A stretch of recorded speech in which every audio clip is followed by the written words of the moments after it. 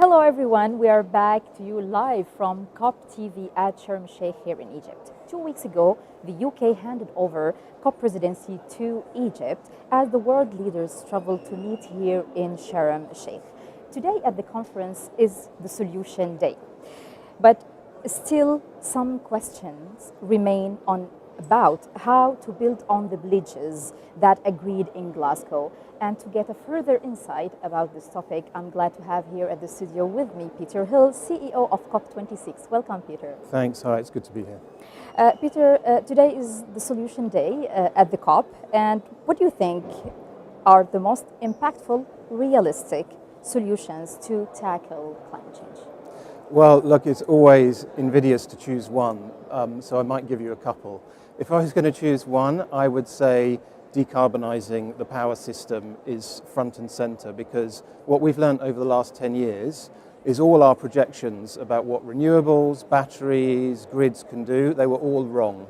They were all too conservative. So we can do more than we ever thought possible, and I'm sure that will continue. So if we can make more use of electricity, and get people to decarbonise the power system, I think we can get a long way, whether that's in energy, in transport, even the sectors that we think of as a moment as hard to abate. I think power is going to be absolutely crucial to getting us there and giving people the support and the technology they need. But I would say, if I had to pick one, that's probably the most important. If I'm allowed a second, I would say I think the way you do this is absolutely crucial, because and the time. The scale of what we're trying to do is enormous, and anything on that scale for the global economy, it has social implications, has political implications. You've got to bring people with you, whether it's about the impact on their livelihoods, whether it's about, even down to planning issues. You've got to do this in an inclusive way, or it's not going to work. So I'd say that's the other thing. You've really got to make an extra effort to make this inclusive, both at the local level, national level, and internationally. What will be the UK's approach to climate change as a nation post-presidency? Well, I hope and expect it will be very similar to what our approach during the presidency has been. If you look at public opinion in the UK, if you look at views across Parliament, I think there's a remarkably strong view about what needs to be done. And so I think that will continue even after we don't hold the presidency. We did a huge amount during our presidency to work across government, to build that energy and capability, to work with partners outside. And so I think all that, those networks, that expertise, I think those will stay. And if you look at what the Prime Minister said when he was here, I don't know how long ago now, seems a long time ago, probably about 10 or 11 days only, but if you look at what he said and then what he said in the Houses of Parliament when he went back, I think you can see quite a strong continuity in what the British government is saying about its commitment to climate action. So my hope and my expectation is that what you've seen in terms of our energy and activism will outlast our COP presidency. What was the highlight for the UK's COP presidency, and what legacy would you like to leave behind?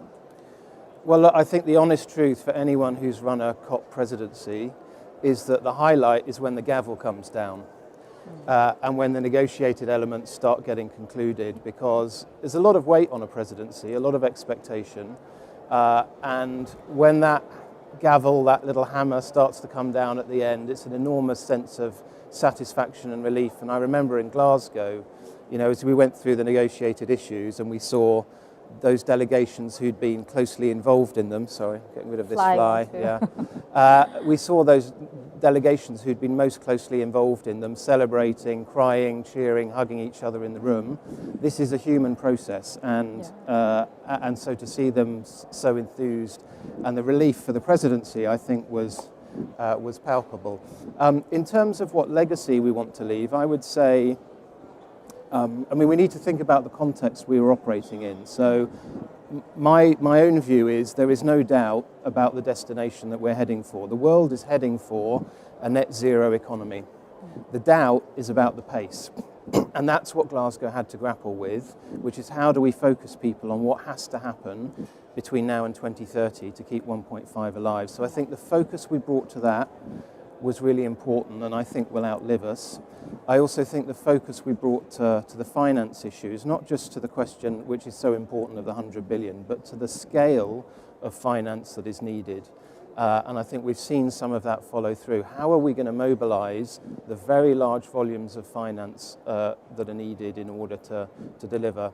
The third thing I hope is our legacy is I think we did give attention to those issues which matter to vulnerable countries. I feel the debate on loss and damage and adaptation is not a straightforward one. We know that from Glasgow, we know that from Sharm el-Sheikh.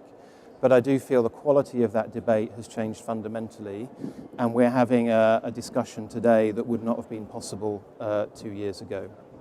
And the last thing I think is just how we did it.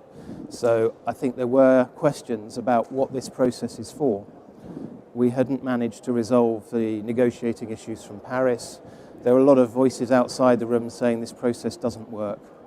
And I think bringing those voices in, bringing the private sector closer to the process, completing the so-called Paris rulebook, I think we managed to give a boost to the process and confidence that it's able to tackle the issues in front of it. And I know from our discussions, both with the current presidency and with the UAE who are taking this on for COP28, I'm confident that they're going to take forward some of those elements. This COP, it's called the COP of implementation.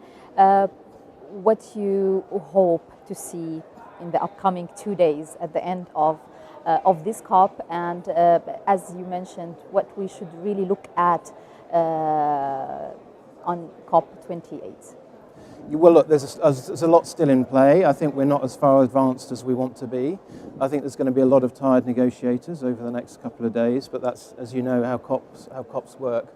I think the two critical, I put the detail of the negotiations to one side. I think the two essential things that have to come out of this is, one, a very strong signal of unwavering commitment from all the parties to the path we're on. I think if you follow, as everybody does, what has happened this year, there could be a misunderstanding that people's attention has shifted away from climate change because of Russia's invasion of Ukraine, because of the food crisis, the energy crisis. Global economy in general. And I don't think that is what's happening in the real world, but people could be forgiven for thinking that's what's happened. So I think it's absolutely essential that this COP sends a very strong message about our commitment to that transition and about building on, not going back from, what we've achieved so far. And the second message that's got to come out of here is, when you have tensions internationally, when you have food crises and debt crises, obviously that's going to create some frustration and tensions between countries, and we've seen that this year. I think it's really important this COP goes some way towards bridging those, not exacerbating them. So whether it's on adaptation, on finance, on loss and damage, we have to come together to find a way of showing that we're taking those concerns seriously and we're responding to them. So for me, those are the two, regardless of the sort of detailed of the negotiations that our poor colleagues will be up until late in the night sorting. For me, those are the two key things that need to come out of this, because we need to hand on to the UAE an agenda that they can work with rather than too many loose ends. And from my discussions with them, I know how committed they are to building on what comes out of here and taking the global stocktake and really making something of it and trying to define, so what is it we still need to do? Because we know we're off the pace. We know we're off the pace for 1.5. We have a very limited time to get there, and we need to keep coming back to ambition until we get there. Peter Hill, thank you very much for this insight. Thank you so much.